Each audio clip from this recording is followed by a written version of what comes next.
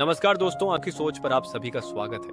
मैं आकाश हूँ। यहाँ हम साइंस को रटते नहीं हैं, बल्कि उसे महसूस करके समझते हैं। अगर आप नए हैं तो चैनल को सब्सक्राइब कर लीजिए, क्योंकि यहाँ हम रोज ऐसे सवालों पर बात करते हैं जो दिखने में सिंपल लगते हैं, लेकिन सोचने का नजरिया बदल देते हैं। चलिए आज के टॉपिक को पार्ट 1 से समझना शुरू करते हैं। पार्ट 1। सबसे पहले एक बात बिल्कुल साफ कर लेते हैं। हम अक्सर सोचते हैं कि दिमाग एक कैमरा की तरह काम करता है, जो देखा, सुना, महसूस किया, सब रिकॉर्ड हो गया। लेकिन साइंस के मुताबिक यह सोच बिल्कुल गलत है। दिमाग रिकॉर्ड नहीं करता, दिमाग रिकंस्ट्रक्ट करता है। जब भी आप कोई याद करते हैं, आप असली मेमोरी को प्ले नहीं कर रहे होते।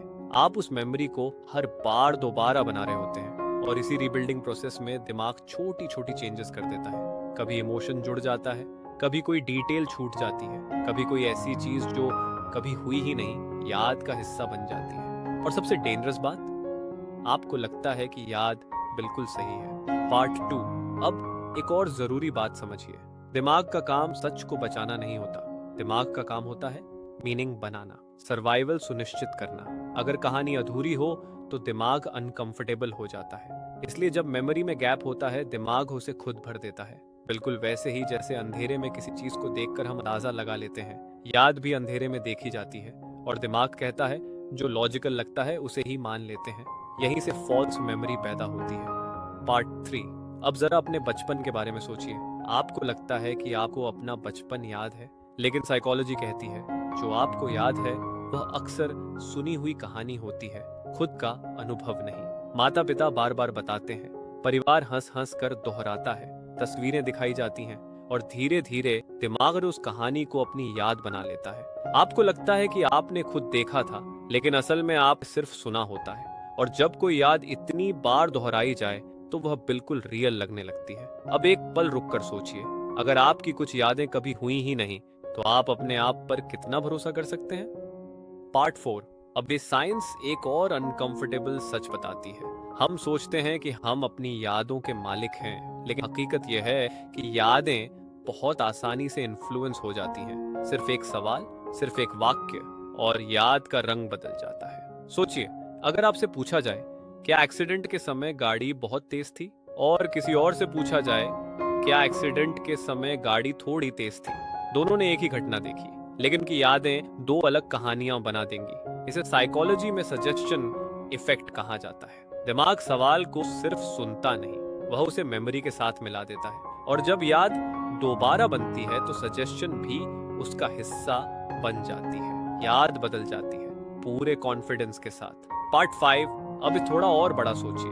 अगर एक इंसान गलत याद कर सकता है तो क्या पूरी दुनिया गलत याद कर सकती है? जवाब है हाँ।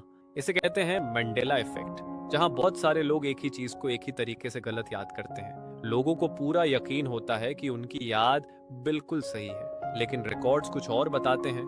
साइंस इसे ऑल्टरनेट रियलिटी नहीं मानती, न ही टाइम ट्रैवल। साइंस कहती है यह कलेक्टिव फॉल्स मेमोरी है। जब हम किसी बात को बार बार सुनते हैं, देखते हैं, दोहराई जाती कहानियां ऑब्जर्व करते हैं, तो दिमाग उसे ट्रूथ मान लेता है, चाहे वह कभी सच रही हो या नहीं। पार्ट 6। अब बात करते हैं इमोशंस की। इमोशन याद को स्ट्रॉन्ग भी बनाता है और डेंजरस भी। जब कोई चीज हमें बहुत ज्यादा खुशी देती है या बहुत ज्यादा दर्द, तो दिमाग तो उसे सर्वाइवल के लिए स्टोर करता है, लेकिन साथ ही डिटेल्स डिस्टॉर्ट हो जाती हैं। ट्रॉमा के बाद लोग अक्सर कुछ बातें याद ही नहीं रख पाते, और कभी कभी दिमाग तो उन गैप्स को इमेजिनरी सीन्स से भर देता है। हमें लगता है कि हम सब कुछ याद कर रहे हैं, लेकिन असल में दिमाग हमें प्रोटेक्ट कर रहा होता है, सच से नहीं, दर्द से। पार्ट 7। यहाँ एक बहुत खतरनाक भ्रम टूटता है। हम सोचते हैं अगर कोई पूरे कॉन्फिडेंस से बोल रहा है तो वह सही ही होगा। साइंस कहती है गलत। कॉन्फिडेंस का मेमोरी की एक्यूरेसी से कोई डायरेक्ट रिलेशन नहीं होता। कोई इंसान पूरे यकीन के साथ बिल्कुल गलत याद सुना सकता है, और कोई इंसान शक के साथ बिल्कुल सही बात कह सकता है। जब दिमाग किसी याद को बार बार दोहराता है तो कॉन्फिडेंस बढ़ता जाता है, चाहे याद गलत ही क्यों ना हो। इसीलिए कई बार जो सबसे ज्यादा श्योर लगता है वही सबसे ज्यादा गलत होता है। पार्ट 8। अब इसका सबसे सीरियस पहलू देखिए, कोर्ट केसेस। बहुत से मामलों में सिर्फ एक चीज पर भरोसा किया जाता है, आई विटनेस मेमोरी। लेकिन साइकोलॉजी बताती है कि आई विटनेस मेमोरी सबसे अनरिलायबल एविडेंस होती है। लोग पूरे कॉन्फिडेंस के साथ गलत पहचान कर लेते हैं, चेहरे मिक्स हो जाते हैं, समय डिस्टॉर्ट हो जाता है, घटनाएं गलत ऑर्डर में याद आती हैं और फिर भी इंसाफ का फैसला यादों पर हो जाता है। इसीलिए मॉडर्न साइंस अब मेमोरी को प्रूफ नहीं, सिर्फ क्लू मानती है। पार्ट 9, अब असली सवाल, क्या दिमाग हमें धोखा देता है? नहीं, दिमाग का काम सच रिकॉर्ड करना नहीं होता। दिमाग का काम होता है आपको जिंदा रखना। अगर थोड़ी सी कहानी आपको इमोशनली स्टेबल रखती है तो दिमाग उसे चुन लेता है। अगर थोड़ा सा झूठ आपको दर्द से बचाता है तो दिमाग उसे प्रेफर करता है। इसीलिए फॉल्स मेमोरी बग नहीं है, वह एक फीचर है। पार्ट 10, अब यहाँ हम थोड़ा रुकते हैं। अगर यादें अनरिलायबल हैं, अगर दिमाग खुद कहानियां बनाता है, तो हम अपनी सर्टेनिटी पर कितना भरोसा करें?